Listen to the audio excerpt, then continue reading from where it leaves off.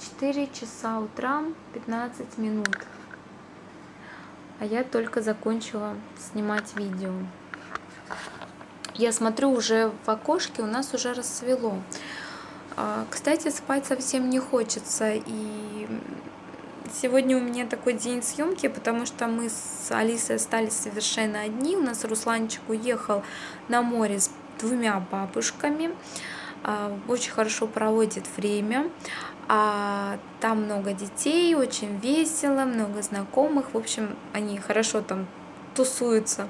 А дедушка мой на дежурстве, поэтому мы сегодня с Алисой совершенно одни, балдеем под кондиционером целый день, можно включать напропалую с утра до вечера. Днем у меня совершенно не получается снимать такие спокойные видео, потому что я сплю, я элементарно сплю, я поздно ложусь, Алиса поздно ложится, я поздно ложусь, и мы с ней в итоге спим до 12 часов дня.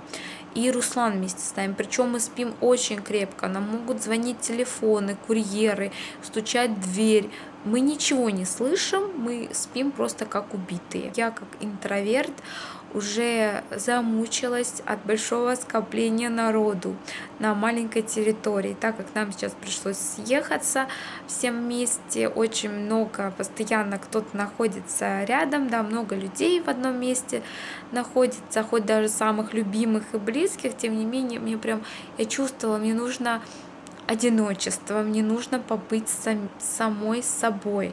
Кстати, вот еще причина, да, почему мы не стали делать зал, а сделали спальню и детскую, потому что для меня это просто катастрофа жить в общей комнате. Каждый день утром и вечером раскладывать диван, собирать, разбирать. Нет, я всегда мечтала именно вот о своем пространстве еще с детства, потому что у меня в детстве тоже не было своего угла. Все, иду я умываться и ложиться спать очень неохота, но надо. Еще нужно камеру убирать и все прочее.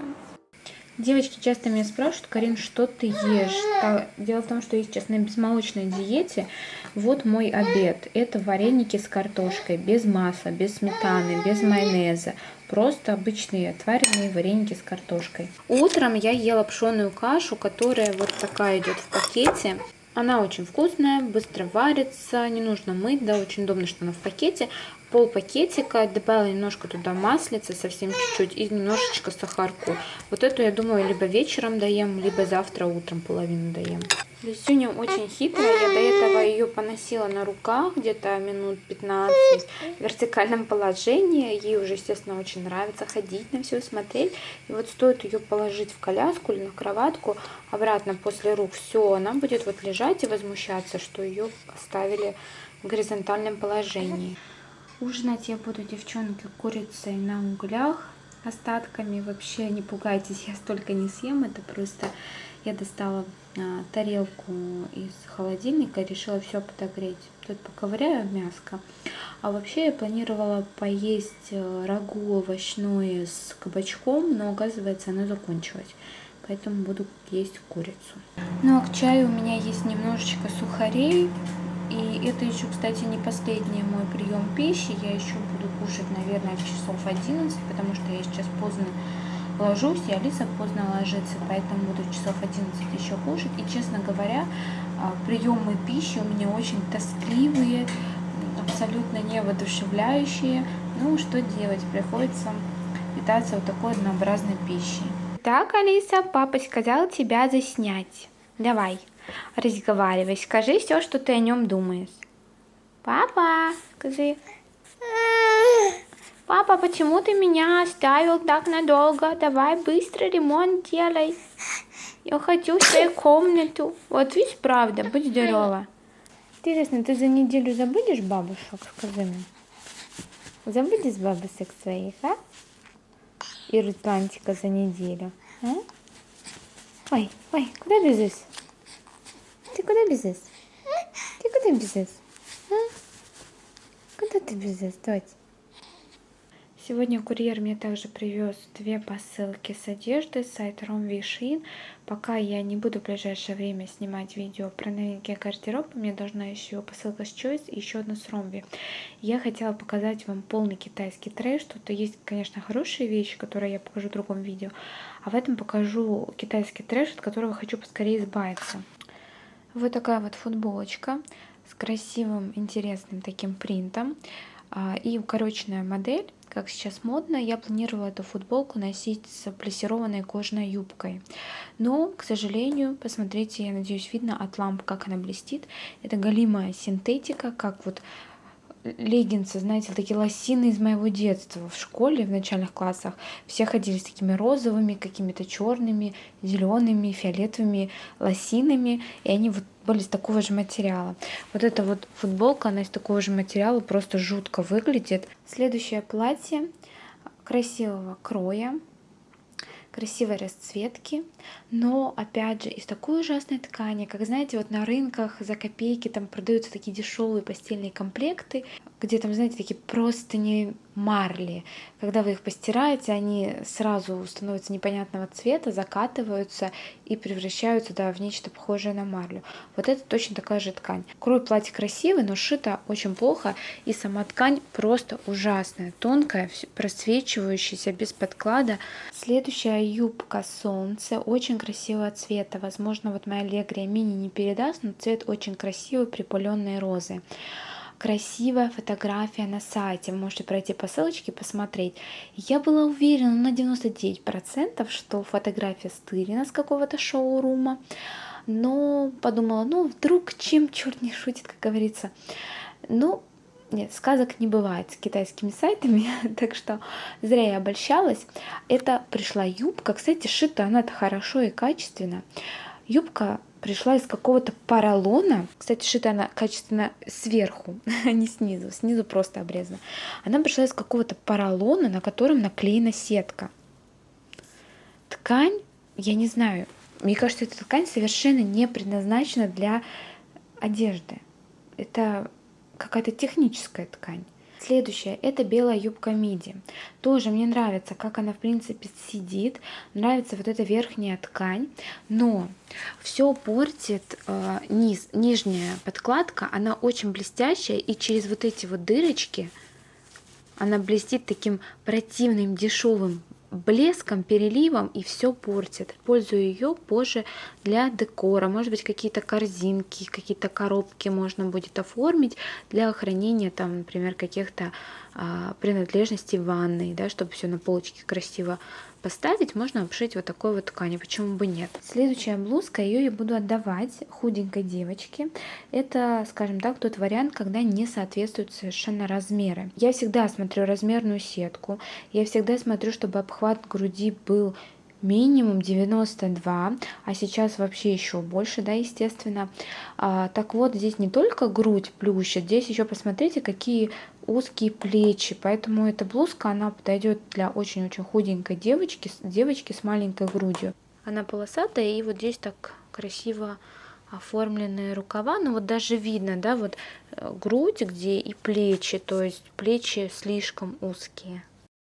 Эту блузу я оставлю себе, вы ее увидите в других видео, но хочу показать, что она тоже с косяком. Вот здесь неправильно пришита, как она называется, бретелька, а она перекрученная. То есть, чтобы ее исправить, мне нужно здесь отрезать и перешивать. Это тоже, знаете, не очень прикольно, потому что я терпеть не могу шить. Вот это платьице тоже хорошего качества, но оно мне тоже мало и, по-моему, тоже не соответствует там размеры. Я не знаю, может быть, это я ступила, там что-то не так выбрала, но оно очень маленькое, я тоже его отдам знакомой девочке, которой оно будет хорошо. Само платье прикольное, оно мне напоминает, знаете, образ теннисистки. Вот мне кажется, сюда белые кеды, ракетку в руки, и будет вообще здорово. Такой какой-нибудь козырек, вот как у теннисисток, да, бывает, хвост. Будет здорово, но она очень-очень маленькая. И последнее, что я не буду носить, это вот такая длинная жилетка. У Маши Бешко я ее тоже видела. Кстати, на Маше она смотрится прикольно, наверное, потому что Маша гораздо выше меня. На мне же она смотрится как медицинский халат. Вот правда, вот эти вот карманы, вот как в медицинском халате. Вот еще бы мне колпак, и все, можно идти делать капельницы кому-нибудь или прививки. Эта, кстати, жилетка пришла мне с Шиин, причем менеджер Шиин не хотел мне ее отправлять, говорил, что она слишком дорогая для меня. Представляете, девчонки? В последнее время, кстати, менеджеры что-то стали очень жадными и постоянно какие-то условия выставляют, так что мне это совсем не нравится. Так что вот такая вот гора неудачных вещей, неудачного заказа. Ссылки на них я оставлю в инфобоксе, можете пройти и посмотреть, как они выглядели на картинке, как говорится, ожидание и реальность сравнить. Только что курьер привез мне мой заказ косметики с нашего местного магазина Visage Hall называется. Это по Дагестану он всему.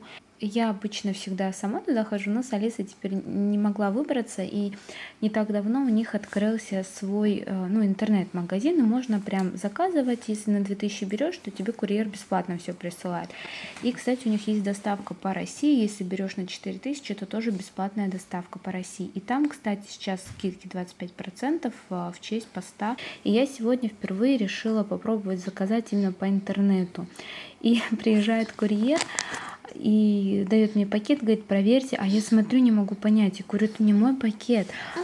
Он говорит, как не ваш? Я говорю, я не заказывала шампунь, у меня, говорит, какая-то косметичка, какой-то шампунь. Оказывается, это они поставили подарочки. Но косметичка, я так понимаю, что просто я набрала тут несколько продуктов от марки Pupa. Возможно, там у них сейчас какая-то акция идет, что за покупку нескольких продуктов дают косметичку. Такая вот красная косметичка под кожу. Но шампунь, то есть такой вот подарок, прям написано «Визаж комплимент». Такого подарка я не ожидала. Причем они не знают, что я блогер, там у нас нет никакой договоренности. Просто очень приятно, спасибо им большое. Мне как раз нужен был шампунь. И теперь вот попробую фруктис. Кстати, давно фруктисом не пользовалась. Плюс еще вот такую вот открыточку с шоколадкой прислала. Очень приятно. Правда, жаль, что мне нельзя шоколадку сейчас кушать.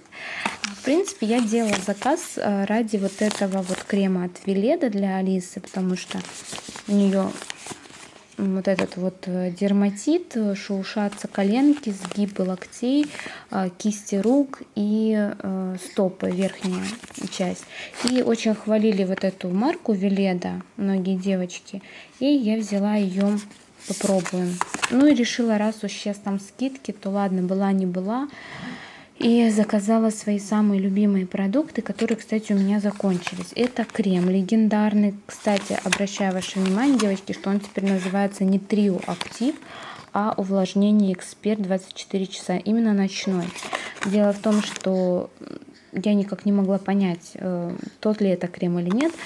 Но оказывается, да, у них просто сменилось название, запах такой же, внутри точно он такой же, как и до этого, только название другое. Единственное, надеюсь, что они не изменили формулу. Будь здорова! Два моих самых-самых любимых must-have от марки Pupa — это корректор, о котором меня тоже часто спрашивают, в оттенке 01. Я не знаю уже сколько лет я беру этот корректор. Это самое мое любимое средство. Я ни на что его не променяю никогда. И сейчас он стоит там всего лишь 260 с чем-то рублей. Я даже думала, может быть, взять еще, но потом вспомнила, что в принципе мне его хватает на месяцев 5, 6, 7. Поэтому думаю, ладно, чем будет лежать, потом куплю, когда нужно будет. И второе, это то, что советовали мне мои подписчики, за что им огромное спасибо, это запеченная пудра. В прошлый раз я брала в первом оттенке, сейчас я взяла в 4 оттенке, который тоже почему-то считается светлым. То есть он даже немножечко светлее, чем 01 оттенок. Это такая странность. Вот так выглядит пудра, и она действительно делает эффект фотошопа именно на фотографиях, на видео нет. Хотя я иногда пересматриваю свои видео, где на мне эта пудра, и мне кажется, что лицо тоже очень хорошо выглядит, где на мне эта пудра нанесена. И также я заказала вот такую подводку. Дело в том, что мои любимые подводки от Faberlic сняли с производства, их уже какое время нет в каталоге, а последний раз я заказывала где-то 4 или 5 подводки впрок. И вот они у меня уже все стали плохо рисовать, и я думаю, так, закажу-ка я еще, и нету, вы представляете, нету этих подводок.